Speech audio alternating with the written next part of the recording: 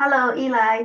Great to have you with the Network for Research into Chinese Education Mobilities Meet the Author podcast today. Can you briefly introduce yourself?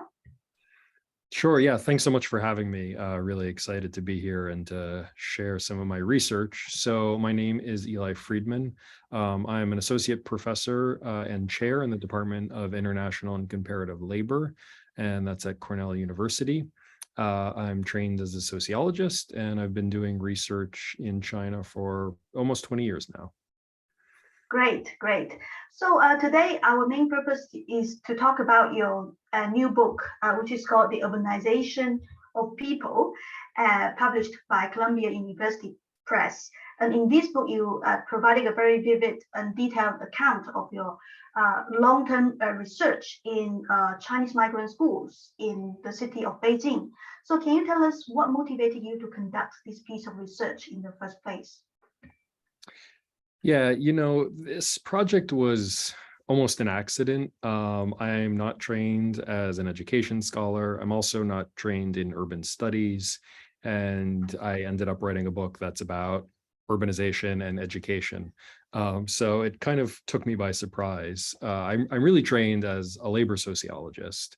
And most of the research that I've done is on labor issues in China. But the way that I ended up doing it was my first project was focused really on labor politics. And so I was going mostly I was in Guangdong, in Shenzhen, in Guangzhou, and in that area. And I was talking to workers about their issues within the workplace. I ended up writing a book that came out of that, and it was looking at the question of how the state responds to all of this growing labor unrest.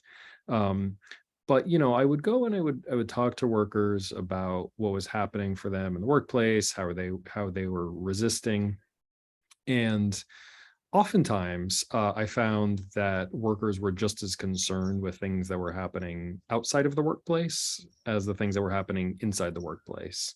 And as now myself being a parent, I can understand that once you have children, that's the thing that you're really thinking about all the time. And so a thing that kept coming up in these interviews was, my boss is terrible and my job has got all these issues.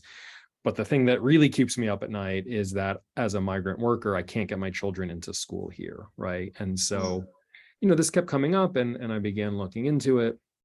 And as someone who is generally interested in social problems and with migrant workers in general, I thought it was important to be able to pay attention to the things that people themselves were telling me was important. There's also the structural changes that are happening in China's economy and in patterns of migration, where we increasingly see the aging of the workforce, right? So migrant workers used to be overwhelmingly very young. So you had teenagers, and the typical pattern was that by the time people got to their mid-20s, they would move back to the village, and that's where they would get married, and that's where they would have children. But increasingly, we see an aging of the workforce happening over the course of the 21st century. So you have more and more people who are in their 30s and who are in their 40s. And there's a change which is reflective, I think, both of what's happening in the economy, but also at the cultural level, where people are moving to cities. They want to stay in cities, right? And so the question of being able to bring their children to those cities, being able to enroll them in schools, and hopefully in decent schools, is an increasingly important thing for migrant workers. So again, I just kind of followed my informants. They were telling me this is what's important. And so for my next project, I decided I wanted to be cited in these migrant schools, and to understand how parents are dealing with these challenges. Yeah, it's really fascinating that you mentioned this phrase, which was like the issues that kept you up at night, which is really, sometimes we feel like this kind of like more gut feelings, like your sort of researcher's instinct at the field side is really important. And I think this might have quite a lot of implications, or it's a form of very important researcher's insight that we should learn from. Yeah, absolutely. And it's something that I can really I can really empathize with. I think particularly for migrant workers in China, their expectations from their employers are pretty low, right? A lot of these jobs in these export-oriented manufacturing facilities are just not very good, and there's never been an expectation that working for, Foxconn or whoever is going to be a great job. I think there is a strong expectation as citizens of the People's Republic of China that their children are entitled to 9 years compulsory education. And so when they see obstacles to that, it creates a real sense of frustration. And we can get into that more later if you're interested. Yeah, absolutely. So in this book, you mentioned the very intriguing notions of just-in-time approach to the urbanization of people, and also another term is inverse welfare state. So can you briefly explain these terms to us? Sure. So this idea of just-in-time urbanization is the response I give to the key question. The key research question that structures the book is to understand how cities in China, and particularly the mega cities, are managing flows of people. I approach that from the perspective of the school because I see the school as one of the key sites where people are either integrated into cities or expelled. And my answer to that question is that the megacities, at least, are trying to use this just-in-time urbanization approach. So I can explain that a little bit. And here you can very clearly see my background as a labor scholar. I'm arguing for an extended analogy with just-in-time production. So maybe I should just first describe what just-in-time production is, and then we can understand how it relates to this just-in-time urbanization. So just-in-time production emerges in the Toyota production system, producing automobiles in the 1960s and 1970s. The simplest way to understand what just-in-time is, and I have a quote from Taiichi Ohno, who's the guy who was most responsible for developing just-in-time principles while at Toyota. And he says that, I'm paraphrasing here a little bit, but that just-in-time is, in essence, bringing commodities through the supply chain in just the right quantities and just the right qualities at just the right time. And that's all done in an effort to reduce waste in the production process. So in the case of Toyota, you have these lead manufacturers, and they have all of these suppliers of different kinds of parts, right? And the lead assembly firms want to be able to pull all of the parts necessary for the production of an automobile, which of course is a very complex piece of machinery.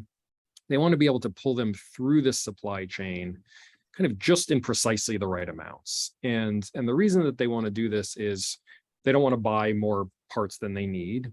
They're looking at the way automobile production has been organized in the United States under the Forta system, where you have these huge warehouses. And so the parts, they just are kind of producing these parts, they come through to the final assembler, and then you have these huge warehouses. Those huge warehouses are hard to keep track of inventory, and they're expensive to maintain. You have to have this big space, you have to keep track of where everything is. And so you end up wasting a lot, right? And so the idea is, again, just to bring them through kind of as necessary.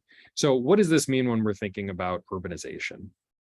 Well, in this metaphor, the megacities, places like Beijing, Shanghai, Guangzhou, are they occupy the position of lead firm, right? These are at the top of China's socio-spatial hierarchy. They're the most economically developed places, and they're the places that are thinking of themselves as locked in intense global competition with other global cities, right? Places like Tokyo, New York, Singapore, etc. So what the parts in this metaphor are not auto parts, but are people, right? And so what I see cities trying to do is to be able to bring in certain kinds of people that have certain skills in just the right quantities, and just bring them into the city on a as needed basis. And that those people that are determined to not be kind of necessary, most importantly for this process of economic upgrading and global competitiveness, those people those are treated essentially as waste, and they are pushed out of the city. So again, it's these kind of application of just-in-time principles to people rather than auto parts, to be able to bring people in and out of the city in this kind of dynamic basis. There's a bunch of differences as well. It's not a perfect analogy, but those are not super important, I think, to understand for the moment. So that's the just-in-time. As far as the inverted welfare state, this is an insight that I derived from looking very carefully at all of the policies that megacities are using to grant access to public education, as well as from hundreds of interviews that I did with parents and teachers, in understanding how those policies are actually implemented. And for people who have familiarity with the Chinese system, of course, there's always a big gap between the sort of the policy as stated and then how it actually gets implemented at the local level. The basic argument with the inverted welfare state is that, in contrast to the way welfare states developed in many capitalist countries in the latter half of the 20th century, the idea with those welfare states is to provide forms of public assistance and public services, sometimes in kind of a means-tested way, which is to say that for rich people will receive less access to these public resources, but for poorer people, they will be able to demonstrate that they have a need, and therefore they can access more public services. That's one way of understanding a welfare state. There's a lot of diversity, but that's one way of understanding it. The inversion that I see happening in terms of distribution of access to public education in Chinese megacities is that it's precisely the opposite of that. That the public good of education is being given to those people who have high levels of economic capital, cultural capital, and social capital, right? So the better off you are, the more likely you are to be able to access public education, and everybody else is left to the market. So if you look at all the migrant workers in cities like Beijing or Guangzhou, where I also did considerable research, if you can't get into public schools, everybody wants to get into the public schools. And if you can't get in, then you are left to this kind of shadow education system of informal and highly marketized education. And it's a big problem because it's highly marketized education for the children of people who are the worst off, right? Because they didn't get into the public system. And so that means the kinds of education that they can buy on the market, it's not very good, right? Because these schools just don't have very much in terms of resources. Fascinating. I mean, also, I think in your book, you did critique, especially the just-in-time sort of urbanization. For instance, I think you mentioned that it's in reality, it's impossible to realize this kind of vision. And to me, I feel that this is such a functionalist approach, right? Like, okay, in automobile production, it's highly understandable. You want to reduce waste, but when you reduce people to parts, it's very inhumane. Yeah, and I think you did critique this in your book. Yeah. Yeah. So I mean, and that really is the most important difference, which is precisely that people are not automobiles. If you see some of the language that government officials are using, they'll talk about human talents and in kind of this depersonalized way. But you can't actually just move people about, because people move places, they develop community, they develop attachments to places. And so ultimately it can't work out. It's a governing strategy, but it can't work out perfectly. Yeah, indeed. And in terms of the inverse welfare state, it reminds me of a little bit of the elite education sort of sector, in the West, where indeed, if you have more social, cultural, economic capital, you can get more access to the elite education provision.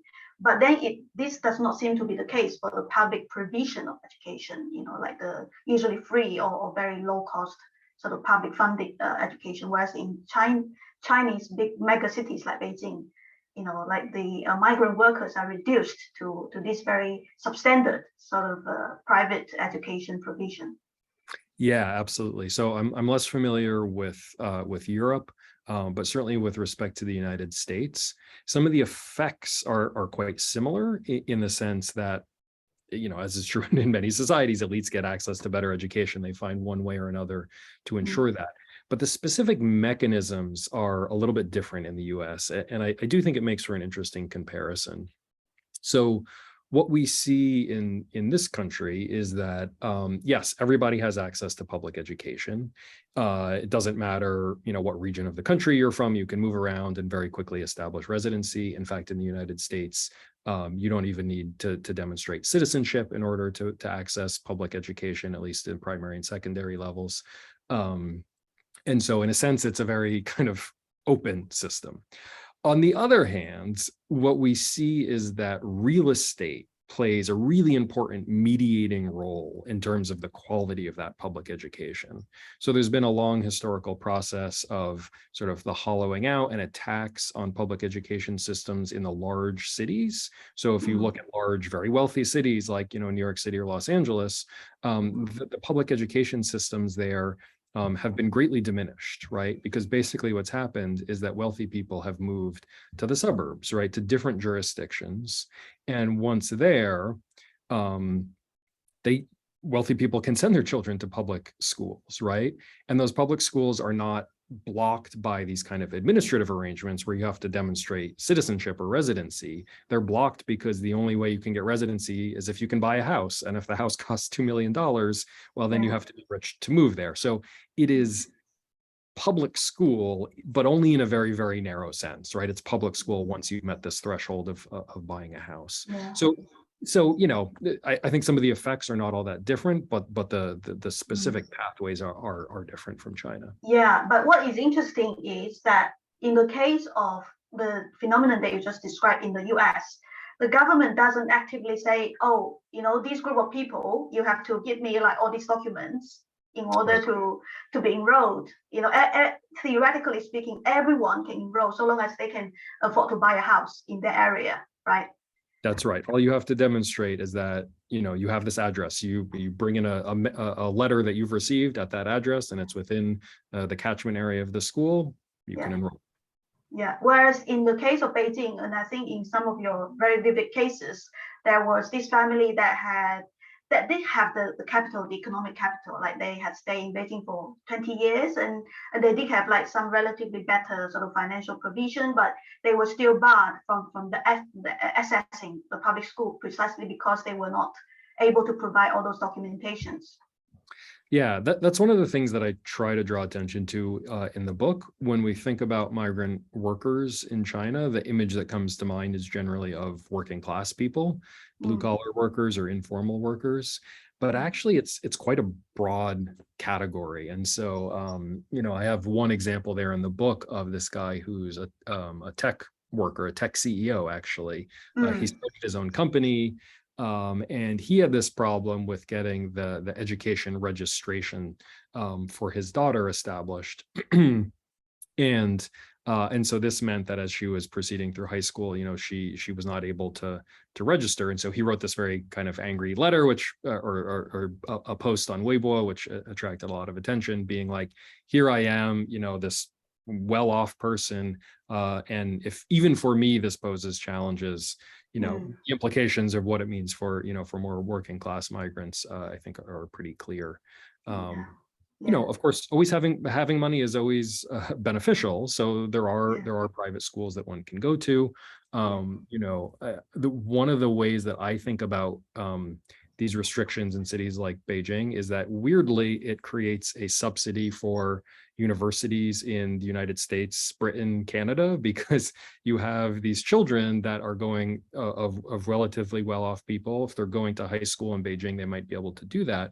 But the university entrance exam is a hard cutoff. You can't take the university entrance exam if you don't have local hukou. And so a decision that a lot of parents have made in these large cities is that they put their children on an international track very early on, right? Learning English, going to international school with the expectation that they're not even going to take the university entrance exam in China, that they'll just try to test into, to a British or American school or what have you. That's a fascinating account of international education mobility that's driven by this sort of local policy exclusions, you know, That's which right. is, yeah. And something I think totally invisible to most people in these Western countries. Exactly. Yeah. Yeah. Yeah. And it's fascinating to me that I don't know, maybe we'll talk about this later, but the rationale behind, because my impression of China is that the country is extremely good at, you know, establishing all these hierarchies, like categorizing people into, you know, into rural and urban, and then into all these different categories, so that, you know, you kind of know your place. And Yes. then if you sort of try to get out of place, then you're punished in many different ways, or you have to work a lot harder. Right. That's very much the case, and that is something that I saw pretty clearly in my research, where people would talk about, you know, who they are as a person, and they're like, am I the kind of person who can make it in Beijing? And you know, I also did interviews in smaller cities in Guiyang and in Chengdu, which are in Western China.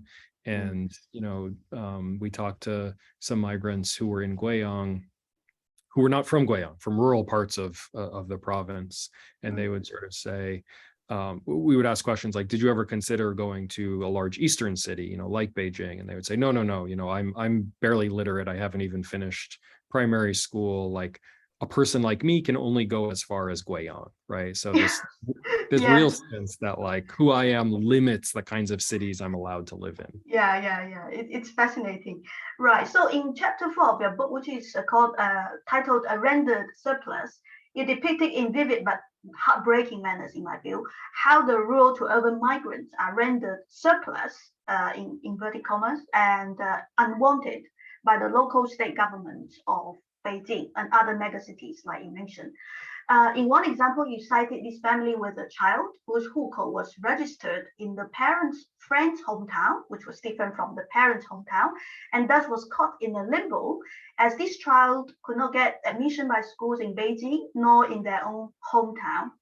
So from the perspective of education mobilities, this is a salient example of education immobility caused by a suite of oppressive government-instituted policies, including the birth control policy, well, because this child was like the extra child, in a sense, and rigid and exclusionary public school admission systems, both in rural and urban areas. So my question is, now that the country encourages its people to have more children, for instance, 3 children per family, do you think such education immobility limbos would decrease? I do think they'll decrease. There's a question about how much, but so the first thing to say is that the increasing the limit is a positive development. It may be too little, too late to actually increase China's birth rate, but you know, I'm not a demographer, so that's a question for someone else. And I do think it would be better to eliminate birth control policies altogether. But in any event, what that means, and with respect to the example that you just mentioned, if you have 3 children, it will be easier to register them if they're born sort of in violation of the birth control policy. The way it's worked for a long time is that if you have children in violation of the policy, even under the sort of the strict one-child policy, you had to pay a hefty fine, right? And so for people who are not able to pay that fine, that meant that their children don't have hukou at all. In Chinese, they're called 超生子, right? The like surplus children. And so if you don't have a hukou at all, you can't register in your hometown or in the city.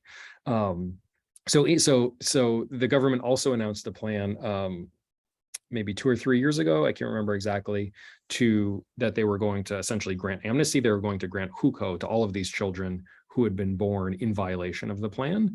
And so I see that also as a really positive development. Again, there's always questions about implementation. How will they reach migrant children who are living outside of their place of registration? But I do think it's moving things in the right direction for sure, given that having hukou is necessary to get into school anywhere. Yeah, changing the birth control policy in and of itself will not be enough to sort of overcome all of the problems related to immobility, because you have all of these other obstacles that will still be in place if you have a non-local hukou. So, you know, looking at the migrant workers, those kinds of obstacles still remain, and in some cases are even being sort of intensified, at least in the largest cities. Yeah, yeah. So a lot more has to be done in order to, yeah, and I think we'll discuss this a bit later, yeah. Right, so in educational mobilities research, we often discuss the benefits, well, in addition to the myriad inequalities that education mobilities bring to individual students and their families. In your research, we read about the dire conditions in migrant schools in Beijing, the city with arguably the most and best educational resources in China. Can you observe any benefits or gains that these migrant children accrue in their schooling experience in Beijing? Yeah. So the first thing I would say is that Beijing is a very important city, but it's also pretty exceptional in all sorts of ways. As I mentioned, I also did research in Guangzhou, as well as in Guiyang and Chengdu. So I do have some sense about what's happening in other places. And the kind of the short way to summarize how Beijing is different is that somewhat more students, somewhat more migrant children, I should say, will get into public schools in Beijing than is the case in other cities, than in even say Shanghai or Guangzhou. But those who are left out of the public system are treated much more harshly, that the migrant schools receive no support from the government. They're sometimes subjected to pretty violent demolitions and things like that. So Beijing is a weird city in a number of respects.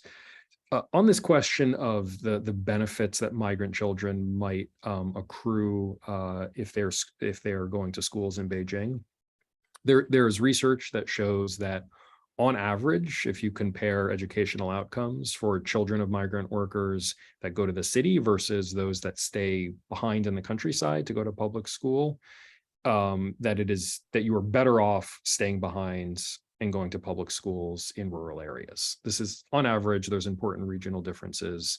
So that's the headline.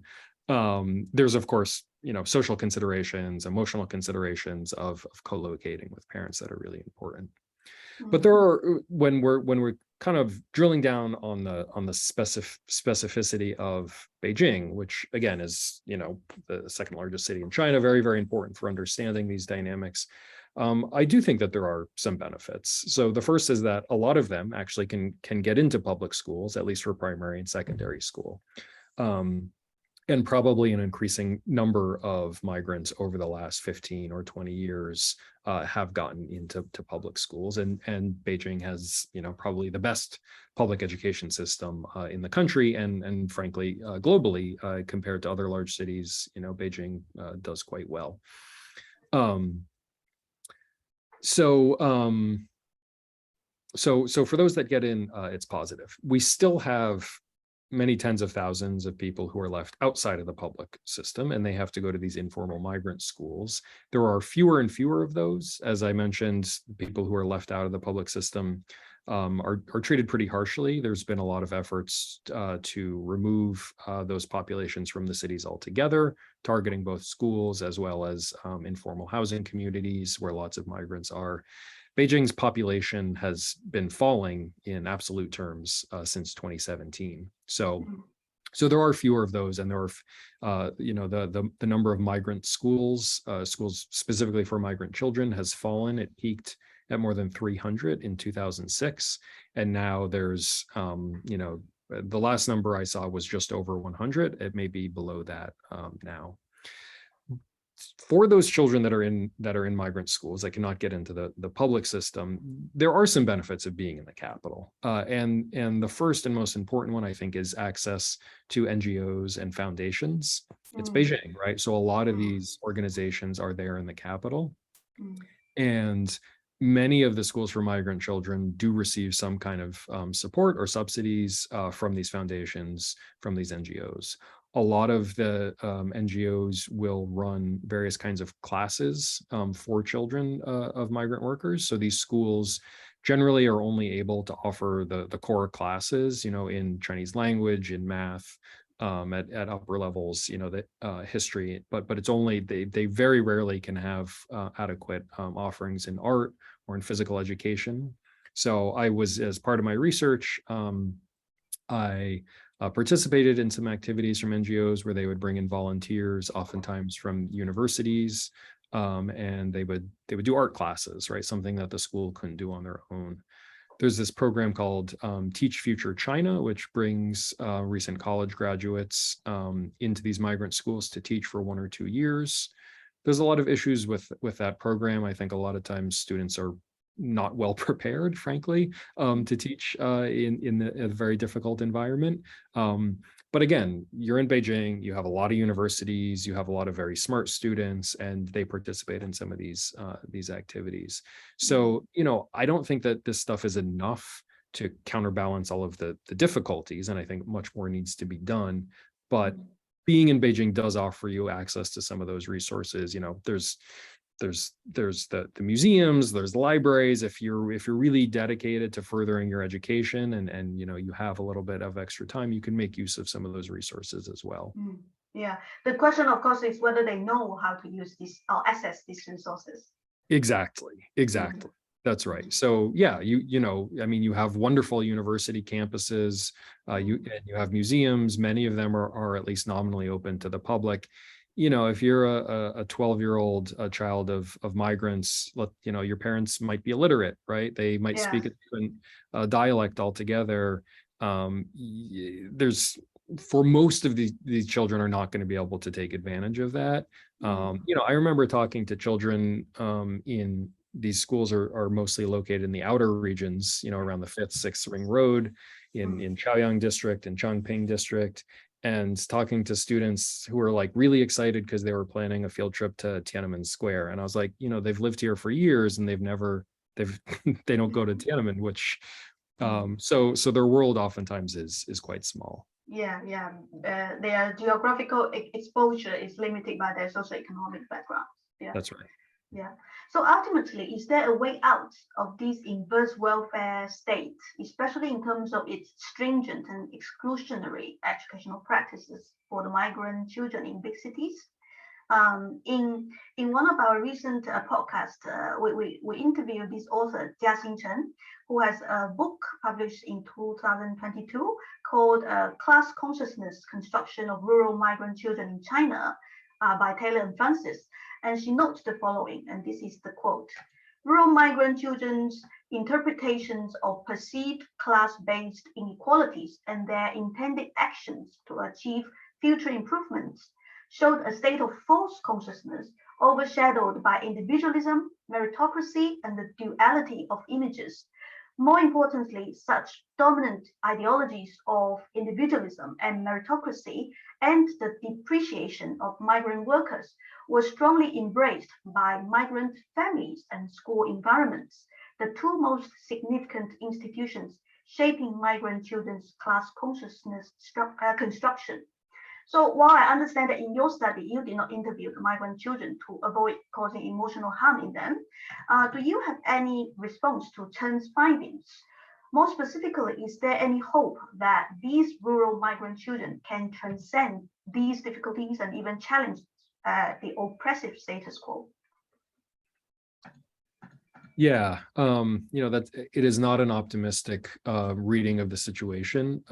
It is one that I mostly share, but with some caveats. So that kind of individualized consciousness absolutely is a feature for children of migrant workers. I should say that I didn't do formal interviews with children because I couldn't quite figure out how to do it in an ethical way. But I spoke to a lot of children. I spent a lot of time in schools, and I did formal interviews with a lot of teachers and parents. And I think if we're considering, what kind of collectivity might have an interest in pushing for a more just system, yes, it's the children, but also, of course, parents, teachers, and the broader communities would need to be involved as well. So I do have some insight into this, and it is certainly the case that this kind of individualized approach to overcoming their conditions is dominant, right? People sort of say, well, you just have to do, you have to work hard, you have to study hard. If you get good enough grades, then maybe you'll be able to get into a public school. And then the kind of the upper end of aspiration for most migrant children within Beijing is that if they can test into academic high school, right after they take the high school entrance exam, that they'll actually go back to their hometown and do high school, or at least the last year or two of high school in their hometown, because that's the place where they can take the university entrance exam. So the sort of the aspiration for the really good students do go back so that they can try to get into university back home. But so that this very kind of individualized path absolutely is true. I'm a little reluctant to call it false consciousness. This is in some ways an accurate reflection, I think, of how the market treats people, and of how the whole citizenship regime treats people, right? You get access to this nominally public good of education dependent on your individual qualities and the individual qualities of your parents. So I don't think it's necessarily a misreading of the real situation. At the same time, I agree very much with the sentiment that all of these people pursuing their own individual interest is bad for them at the level of the class or of the collectivity. So there's a question of how to overcome this. I talk a little bit in the end of the book about some forms of collective resistance that have emerged that are still in very embryonic form, but we can see that there is a common understanding that the system is unfair for migrants, that you see people sometimes in very kind of nationalistic terms even critiquing the system and saying, we are all Chinese people. I have one quote there in the book where someone says, we are all descendants of the dragon, right? Sort of referencing this idea of a common blood lineage. And therefore, how can you treat my children as different from the children of someone who's from Beijing when we do share this common blood lineage? So there's that kind of, somewhat nationalist invocation that's happening.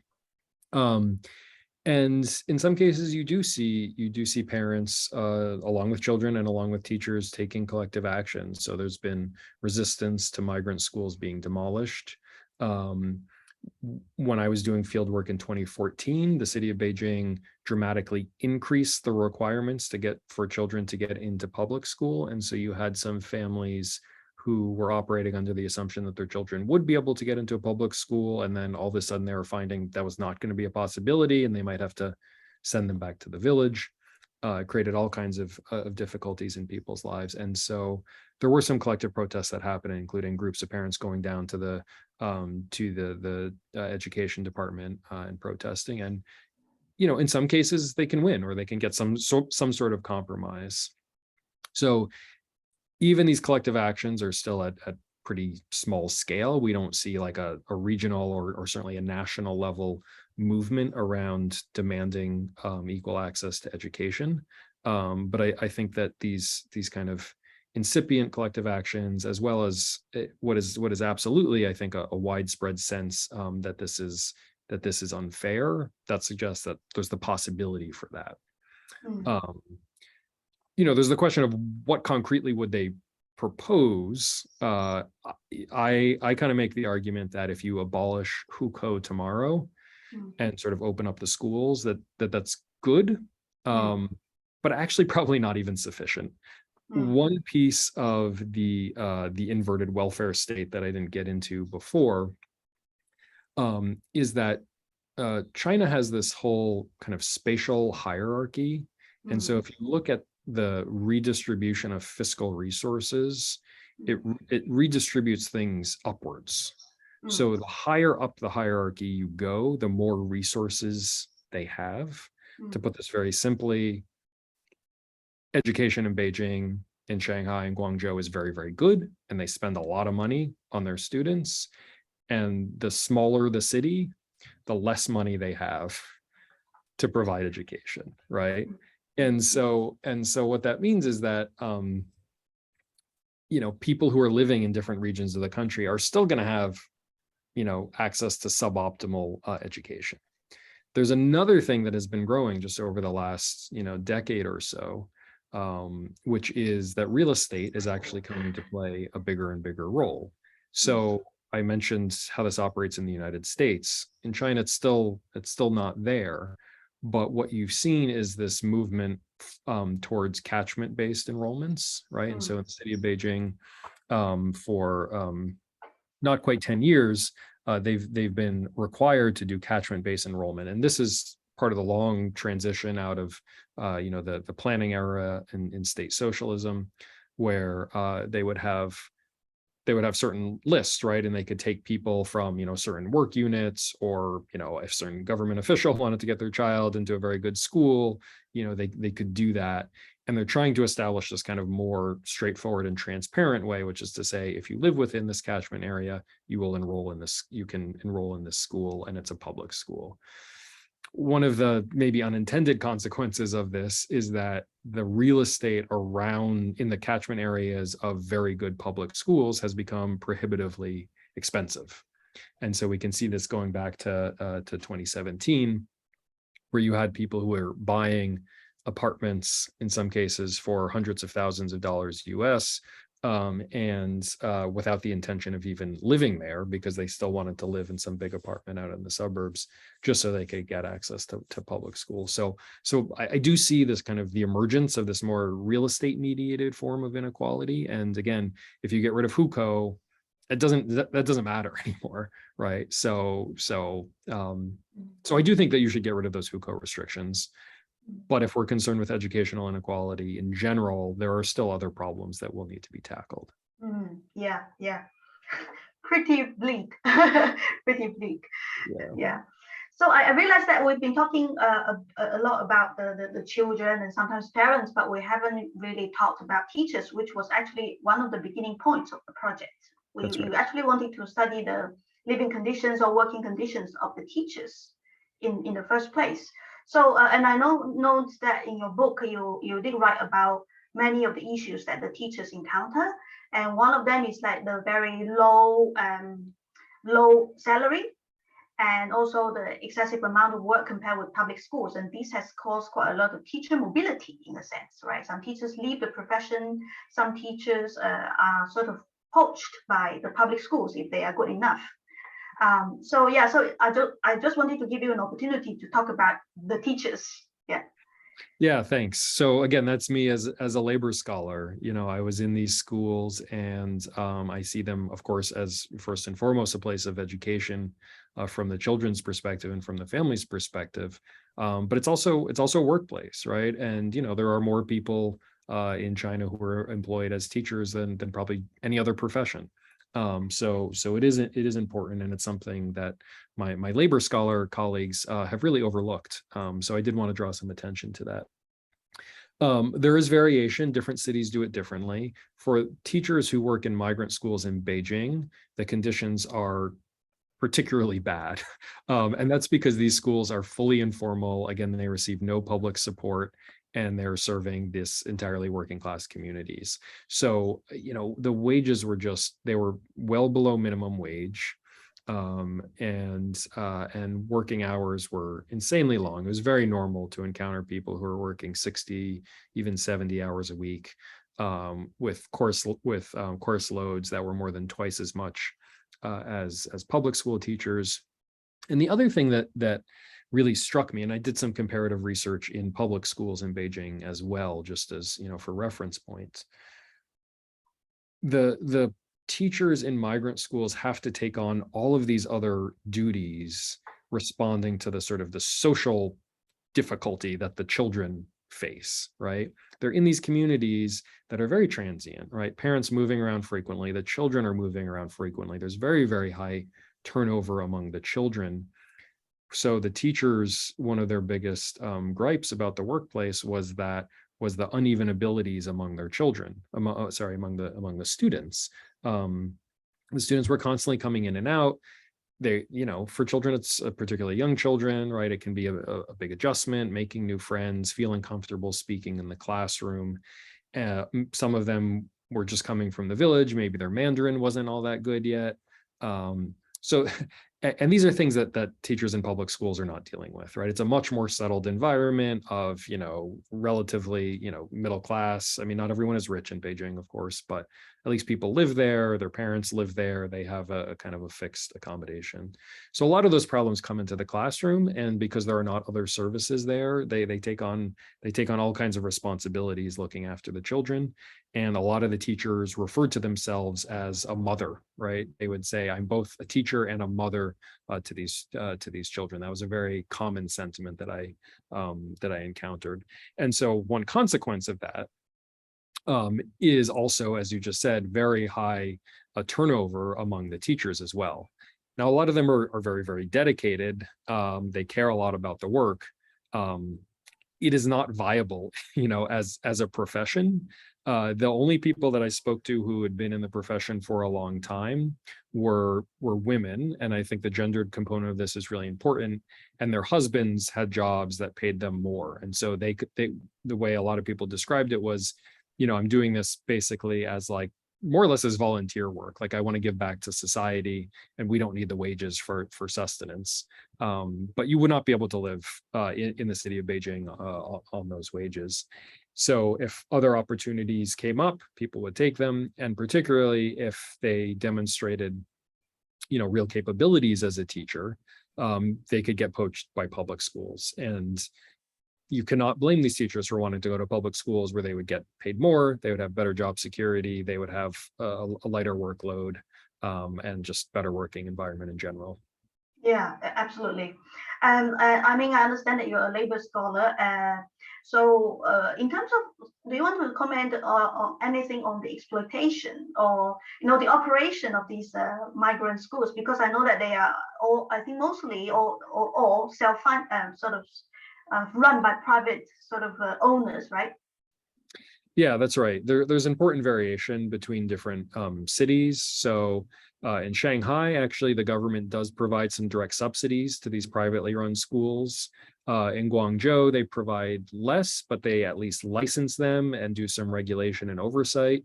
In Beijing, there are the large majority of these migrant schools are completely unlicensed. So the government knows they're there, but they're unlicensed. There's no oversight. There's no support whatsoever.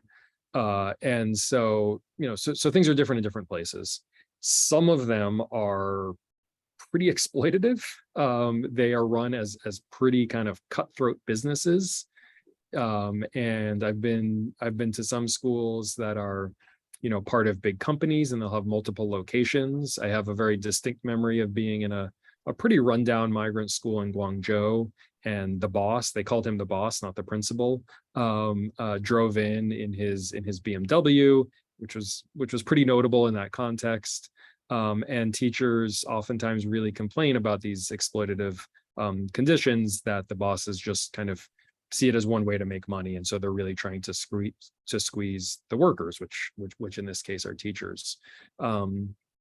Not all schools are like that, right? And there are a lot of schools that were started by migrant workers themselves, as these kind of like mutual aid outfits. The origins of the migrant schools are really just, someone in an apartment building just taking the kids of their friends or, people from their hometown, and taking care of them, and they kind of grew out from there. So, a lot of them they're really trying to provide a decent service to the community that doesn't have access to the public system. It's hard to scale that up, right? So when you have a school, some of these schools have more than 1,000 students, it requires other kinds of bureaucratic organization and whatnot. You also have schools, and this is particularly true in Beijing, that, as I mentioned, receive significant support from foundations. And so that allows them to have somewhat better facilities, maybe a computer lab and things like that. It allows them to pay their teachers a little bit more. I never encountered teachers in migrant schools that were well paid, but some of them were a little bit better. It might allow them to reduce tuition a little bit. So some of them are a little bit better off. Right. So fascinating. Many of our members are interested in the publication process. So can you share how you went about proposing this book to Columbia University Press? What were the highlights or challenges of getting this book published? Yeah, so one of the challenges I faced, at least one of the challenges that I felt, was thinking about the audience. So as I've already mentioned, I'm trained as a labor scholar. I feel like I know that audience really well, having published a book and lots of articles in that area. But now that I was doing this project that was kind of in urban studies, kind of about studying education, I was a little bit unsure if it would just kind of fall through the cracks and and nobody would be interested in it. So finding a way in the proposal to craft it such that it appeared of interest, to education scholars, even though it's not a traditional sort of study of education. I can't tell, I don't have anything novel to say about, test outcomes or pedagogy or anything like that. How to convince labor scholars that there was still something interesting. I'm studying workers, but the workplace, really doesn't appear much in the book. I think that was something of a challenge. Finding the right publisher is it can be challenging, right? And I think you just need to reach out to different editors. I did not have a pre-existing relationship with Columbia. I've never published anything with them. It's not like I had colleagues who kind of brought me in the back door or anything like that. But I think that it was a really good fit. I decided to send something to them. I heard the director of the press, and he was talking about their interests, and he said that they've established these key themes, which were, I think that I'm remembering this right, which is that Columbia wants to publish things related to urban, contemporary, and global. And I kind of felt like my book, ticked all three of those boxes to some extent. And it seemed like a good fit. So, I sent the proposal in. I had some conversations with the acquisitions editor, and just seemed like a really great fit. And frankly, it's been a totally wonderful experience publishing with them. Yeah, that's really good to hear. And the difficulties of interdisciplinary work was also quite rightly emphasized. It's quite challenging, but you did it. So congratulations. Thank you. Yeah. So I understand that you had to make a decision about focusing this book entirely on Beijing and not on the other cities that you did your field work. So I think this is related to my final question, which is what are your plans or next steps for this research project? Yeah, I've had a lot of different ideas about what my next plans are going to be. And unfortunately, I have come to the conclusion that I probably will not be able to do fieldwork in China anytime soon. There's the COVID situation, which makes it very, very difficult to travel. I'm a little bit nervous, frankly, about the political situation. Having written things in the past that are critical of the government, and finding local partners, I think would be challenging. So I've decided to kind of put the fieldwork based stuff on the back burner and to pause it for a little bit. There's a couple of follow-up things that I would like to look into. I'm interested in a more comprehensive understanding of government policies for accessing education and how they've changed. So I had a pretty good look at the mega cities and the developed cities. But I do want to know a lot more about small and medium-sized cities, since the government's intuition or the government's policy, the central government's policy has been to try to encourage more migration to these small and medium-sized cities. So I want to know, as people are increasingly, moving from rural areas, rather than going to, Beijing or Guangzhou, they'll be going to the local county city or maybe a provincial capital. I want to know what the process is like there. So I may be able to gather some of that based on just on reading policy. I really like field work and I really miss it. So it's tough to maybe to pause that, at least for the time being. Those are some things that I'm thinking about. I've also started a new project, which is in some ways going back to my labor roots. and looking at the impact of China's rise, somewhat historically, or going back 30 years, on some of the neighboring societies in East Asia. And so that would have, less of an education component to it. But yeah, all of the, the big changes in the world, both geopolitical and with the pandemic, I think have pushed a lot of people to have to reconsider how they do the research, and I'm certainly among them. Yeah, that sounds very reasonable, and I mean, probably not just labor scholars like yourself, even for researchers like myself, we are like the pandemic has posed so many challenges for people who have to do fieldwork in China, given the still very strict sort of control policies. Yes. Yeah. So thank you so much, Eli. It's been a wonderful conversation, and I have personally enjoyed reading your book, and I hope that your book will reach an even broader audience. Thanks so much for having me. Yeah, it's been a real pleasure. Thank you.